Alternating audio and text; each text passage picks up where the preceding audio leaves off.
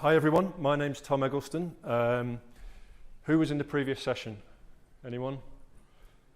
Well, yeah, for those people, this is a continuation of the British invasion, or I should say the balding, bespectacled British invasion. So there we go. So this isn't going to be a super technical session. It's more of a kind of a business take on things. We are going to talk a little bit about customer identity and access management, orchestration and analytics, but really this is talking about, or I'm going to talk to you about really where as identity practitioners and professionals, the impact we can have on our organizations and how we can really be a part of driving our respective organizations forward. So, a little bit about me first. So I'm co-founder and CEO of ProofID. We're an identity integrator and managed service provider. We've been going since 2014. And we have offices in Colorado Springs and in Manchester in the UK. You can guess which one I'm based at. And as I say, we're an identity integrator and we work across UK, Europe and US. Personally, I've got 20 plus years, amazingly now, identity experience. Once upon a time, I was a technical consultant, and then I've been project manager and latterly an exec. Occasionally, I like to still dabble a little bit, so I still think I've got it, but you'll be the judge of that. And this, amazingly, is my 8th Identiverse, so it's great to be here, great to be presenting again. It's always a highlight of the year, and great to see so many of you here as well. When I'm not doing identity, you might find me running, brewing beer, or supporting probably the world's most disappointing football team. So that's me. Yeah. Okay, so let's get into it. So I want to talk first about the growth in online commerce, online business. We all know about this because we recognize this in our personal lives, but I went looking for some graphs on this, and it's a pretty powerful trend we can see there. Obviously there's a big kind of increase around the COVID period and a bit of a reversion back to the mean, but we can see that this trend is really carrying on at pace. So in the UK, actually, currently, online sales represent over 25% of all retail sales, and that's only increasing. Really what we've seen there is, that there is a trend towards online anyway, but the pandemic and, recession, all these things tends to drive business away from bricks and mortar to online. And that's the new reality that we're dealing with. I think we've seen at the same time, going hand in hand with that, a lot of adoption of customer identity and access management technologies as we've had to kind of, take the technologies we've used for workforce and kind of adopt them to this new online world. So that's the context, and I don't see that stopping. I think it's only going to increase. So what does it mean to compete online? Oh, I've got a doofer. There we go, I can use that. What does it mean to compete online? So this is the high street. This is, I don't know, some beautiful village in England somewhere. If I'm on this high street and I want to have fried chicken, I basically, if there's a KFC, I can have KFC. Basically, I'm limited to whatever happens to be there at the time. So, that's one way in how it is in the real world. Online, of course, it's completely different. So, we have all these different brands. If I want fried chicken, I can have Nando's, I can have Chick-fil-A, I can have KFC, whatever I fancy, or Pollo Loco, which sounds pretty cool. I've never heard of that before, but if I want that, I can have that too. So, I just get on Deliveroo or whatever app that may be, and I can have it delivered. So it's very different, right? We're not limited by geography, by what's proximate to us. It's actually, we can have whatever we want. So the factors of competition really change. What's going to determine which one of these brands I actually buy my chicken from is not going to be the same as it will be on the high street. And actually, the first real point of traction with any of these brands when you come to buy from them online is going to be the point where you have to register and authenticate for the first time. So those processes that all customers have to go through, that's kind of the analogy of the front door of the shop. That's the first real interaction with a brand. That's in our domain. Those of us in this room, that's our domain. So we'd better get it right. So what do customers want online? I recognize all of this in myself. I'm pretty demanding online. So I want it to be easy. I want the experience of whatever it is I'm doing online, whether I'm buying my shopping or fast food, whatever it may be. I want it to be easy. I want a familiar method. I want it to be intuitive and straightforward to get through. So that's the first thing. Seamless. I want a consistent experience all the way through my journey. I don't want to have one experience or one look and feel when I'm registering, then something completely different when I'm on the main website, and then something different again when I come to pay. That's not the experience that I'm looking for. Also, because I'm difficult, I want it to be frictionless. I don't want to be annoyed at all while I'm doing this journey. And it also has to feel trustworthy. It has to feel like the company cares about my data, has to not be shonky in any way. It's got to be, that feeling of a trusted experience with a trusted brand. And of course, you also need to have great products and content and stuff to sell and all of that. But I think that's a different conference. That's not this audience. That's someone else's department. But this is, really important for the bits of this that we deal with. So, yeah, online customers, pretty demanding. So, what do they want? What do they expect online? Well, here's some stats around it. So 30% of customers loyal to a brand would stop doing business with them after one bad experience. I've done that. I know that's a thing. 70% of shopping carts are abandoned before they reach checkout. So we're already seeing it's quite difficult to get a user all the way through this journey. 90% of customers would rather leave a site than go through the traditional registration system. And this is me, definitely. If there's a long form to fill in, I'm probably not going to do it, if I can alternatively register with Google or whatever it may be that I want to do. And 42% of customers have abandoned an account application due to friction. Again, this is me. I've done all of these things. Recently, when booking a flight, it was just too much trouble with this particular website. I could not be bothered. So I just went on Google and I went to their competitor and I did it with them instead. So, this is what we're up against. And it's on the identity team who look after this front door to make sure that as many customers as possible can get through. So, registration is your first point of contact with your potential customer. Just to hammer it home, a bad experience means a lost customer, means lost revenue. I was with a customer of ours a few months ago in the financial services space, and they were saying to me they had 200,000 abandoned registrations. They knew they had these abandoned registrations, they didn't know why. So 200,000 customers had not registered or completed their registration with them, presumably gone to a competitor and taken their revenue over there with them, and they weren't able to say why. And that's a theme we'll come back to later, because if you don't know why, you can't do anything about it. So the registration authentication experience you put together is going to say something about your brand. Are you easy to deal with? Have you got well-designed forms? Are you providing a minimum friction in your experience? Are you modern and up to date? Have you got that familiar experience and look and feel that I was talking about? Does it feel up to date? Does your organization care about my data? How much data are you requiring? Are you harvesting as much as possible, or are you being sensitive to only collecting the data that you need? Is my data safe with you? Are you going to look after it? So have we got the appropriate level of security in place to make sure that we feel good about giving you the data? And finally, are you trustworthy? Do we have this seamless and consistent experience, or do I feel like I'm being bounced around between different organizations or parts of the process? So all of that says something about your brand, and it helps you get people through the door. So how do we give customers what they want? What does that really mean? So firstly, to be easy, we'll go through this quickly because we talked about some of this, but familiar processes, let them register via social maybe, or give them different options. Make sure it works consistently and in the best way possible for all the different devices, and offer clear guidance through the experience. Good labeling, good text to help customers through the process. Make it easy.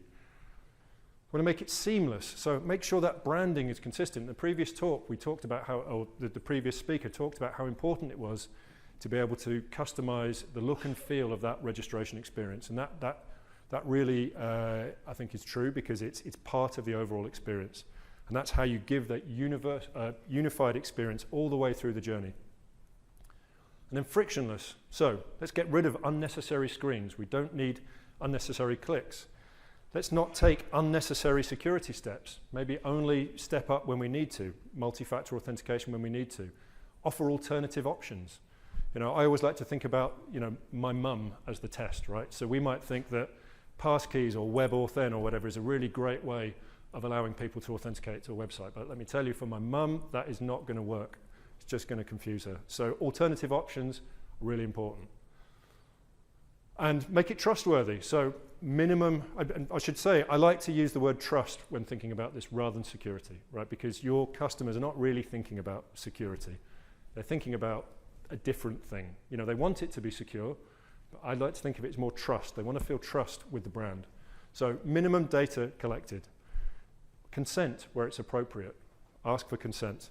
Make sure that the text and localization is really quality and is guiding them through the process in the right way with the right level of security. So, you know, all you need to do, just do that and it'll all be fine.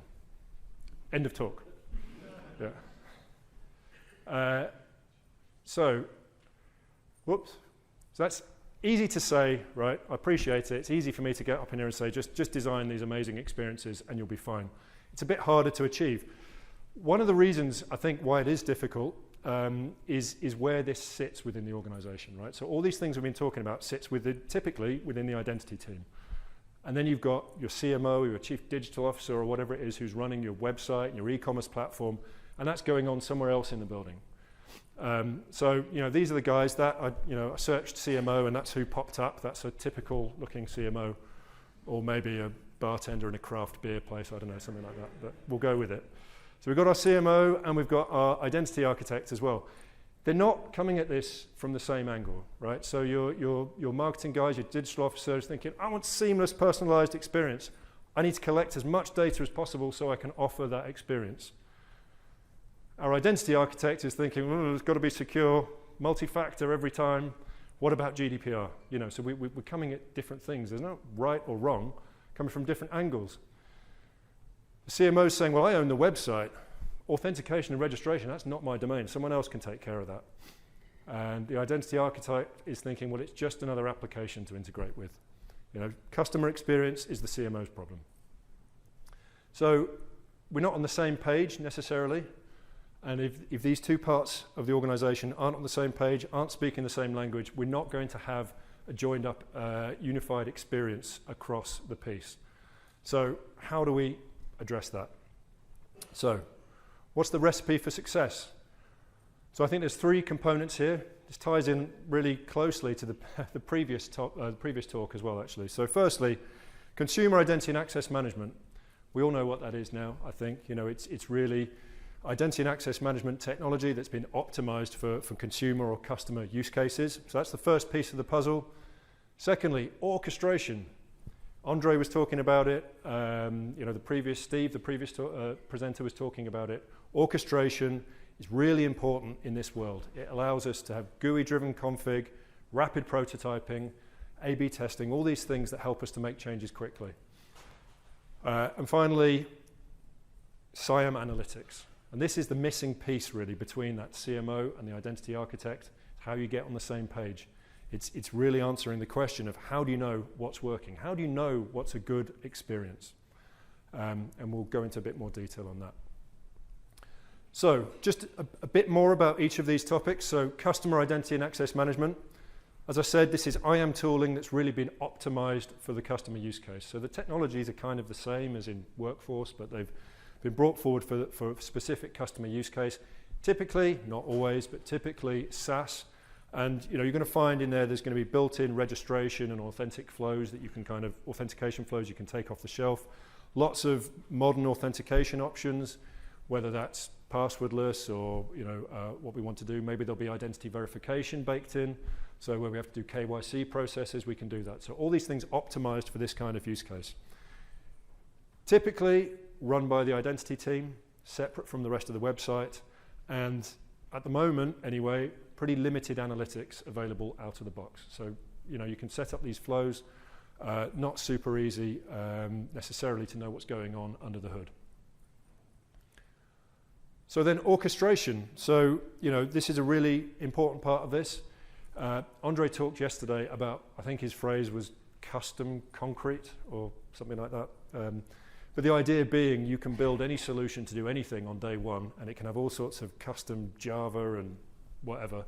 And it might be perfect on day one, but things are going to change on day two, and it's really, really difficult to change that.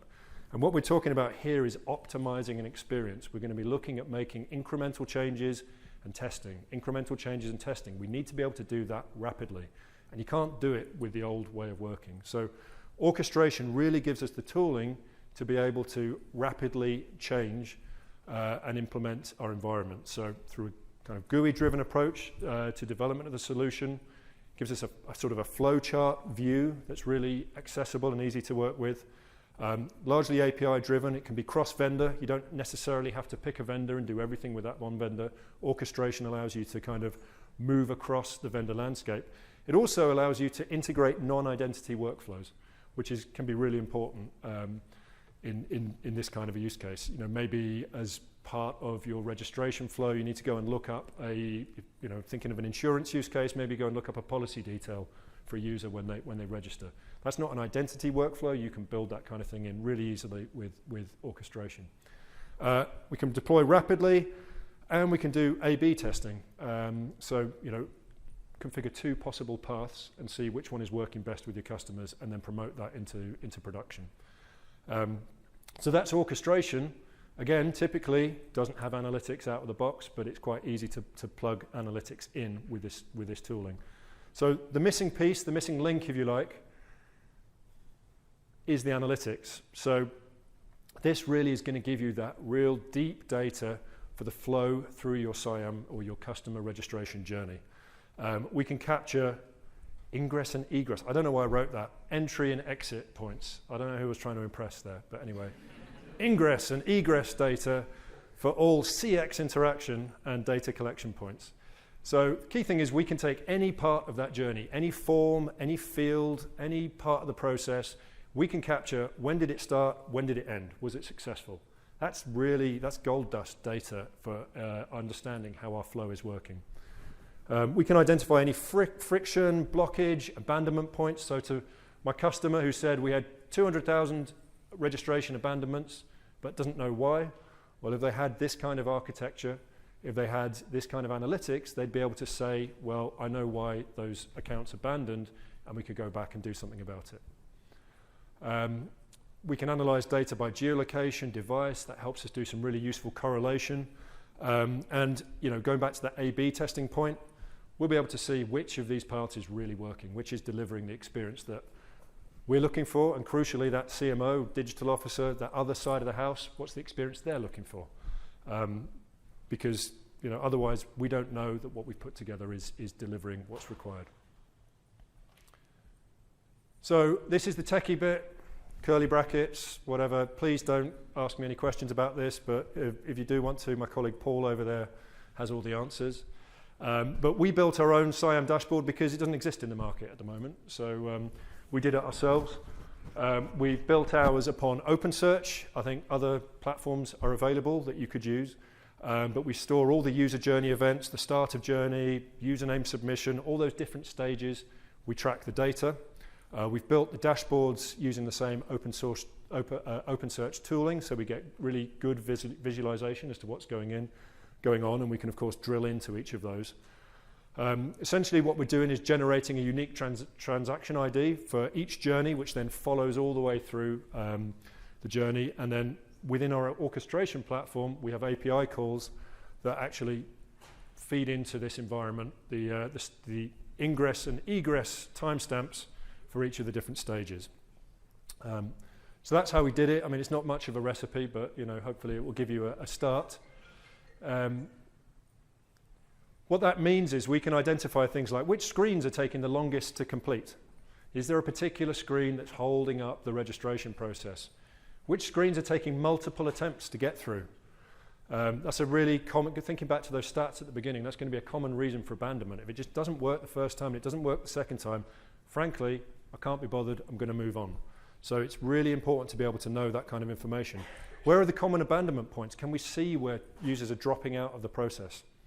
And can we get that correlation between events so we can see maybe something's going on in a particular state or a particular country for a particular device type. And of course, then we can look at trends over a longer time period as well. So that's what this delivers. As I said, it's the missing link. It's the piece that links us into the organization and ensures that we, as identity practitioners, are delivering what the organization needs to drive that top-line revenue.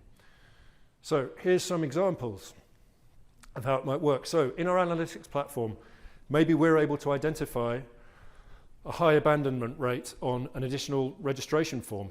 Maybe we're requesting too much information. I've seen some really interesting studies that show, going from sort of 5 fields of data collection down to 4 can have like a 25% increase on completion rate. So, that kind of thing can be really meaningful. So that's what our analytics platform has told us. Let's delve into our orchestration platform and we'll create 2 different flows, one which is collecting a bit less data than the other, and we'll put it into an A/B test mode, and then we'll see what it tells us. So our analytics platform is then going to tell us which of those is the optimal flow, which is getting most people through the door, and which is having the fewest abandonment points, and then we can promote that path into production. And then we keep analyzing. Let's keep doing this, going around this loop until we find the sweet spot. Another example. So our analytics dashboard is telling us we've got a high level of form error and retry rate in France. So our hypothesis is there maybe our translations aren't very good. Maybe it's not very clear in the localization what we're actually expecting the user to do. So again, let's delve into our orchestration platform. We can create an alternative flow with some different, hopefully better localized translations, and use our analytics platform to tell us whether or not that's making a difference, and if so, which is the right path. And again, go round the loop until we find the sweet spot. And my final example, we've seen a high failure rate for identity verification on Android devices, right? So everything's fine on Apple, but we've seen a correlation with Android. There's maybe not a lot we can do about that, but we've identified it so we can escalate that up to our IDV vendor and get them to resolve it, and we can continue to analyze that and see how things improve. So, some very simple, hopefully real-world examples of how this technology can actually really help you improve your success rate. So, slightly running out of time, but here's a bit of a framework for success with all of this. So firstly, understand what your registration flows are, map all of that data, identify some KPIs around what success looks like for your initial deployment, and then go ahead and implement that into a SIAM solution with the analytics behind it. So that gets you to base camp, right? Understand your flows, understand what good looks like, and put it on your SIAM platform. And then we go around this loop. So analyze any gaps. Let's find gaps and abandonment points.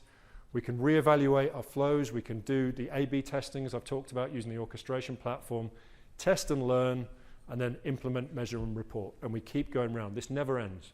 Well, hopefully it does. Hopefully we get to a sweet spot. But the way that the world moves on, you're continually doing this and continually fine-tuning and delivering that great experience. So, key takeaways from me. Firstly, identity teams, all of us in this room, we control our brand's front door online, right? That's an important and powerful responsibility. Identity architects and CMOs, chief digital officers, e-commerce people do not speak the same language, don't have the same priorities, and that can be a problem, right? So recognize that, understand it as a problem, and try and find solutions. So this recipe we've talked about today, SIAM plus orchestration plus analytics, can put you or will put you on the same page as those people on the other side of the house. It's going to get you aligned for the same goals. And, identity teams, we have a key role in driving top-line revenue. We're not just doing security, we're not just doing technical things, we're actually a key part of the organization driving the business. And that's one of the great things about identity. It's many different things, but we have to understand that role and accept it. So those are my key takeaways. We're now going to do the big reveal. So, drum roll, please. Let's see if this worked. There we go. Right, cool. So what do we know? We had 43 responses, so thank you. I think that's a pretty good hit rate. So the first question was, our identity team knows exactly what the website team needs from us to maximize customer engagement. So about halfway there, we're sort of, well, confident, I suppose, that says. Be interesting to see what people think about that, having listened to this. We have a mature and complete deployment of SIAM, so about halfway on that. A bit of work to do around that. We have a low abandonment rate for customer registration. This is all kind of in the middle, isn't it? That's disappointing. I was hoping for a bigger bang on this, but anyway. So the peaks and valleys, kind of interesting. Yeah, I don't know what they mean actually. So the background of each one, I'm guessing, is a representation of the actual. Oh, as it's gone through the session. Yeah. Well, okay. So, what can we say? Nobody's super confident that they've nailed this, but nobody's not confident at all either. If he's right, you can also say that you've lowered everyone's confidence. There we go. Yeah, I think that's a win, right? I'm going to take that as a win. There's work to be done. Yeah, there's work to be done. There we go. That's a great way to put it. So anyway, that's it. That's me. Thank you very much. Happy to take questions.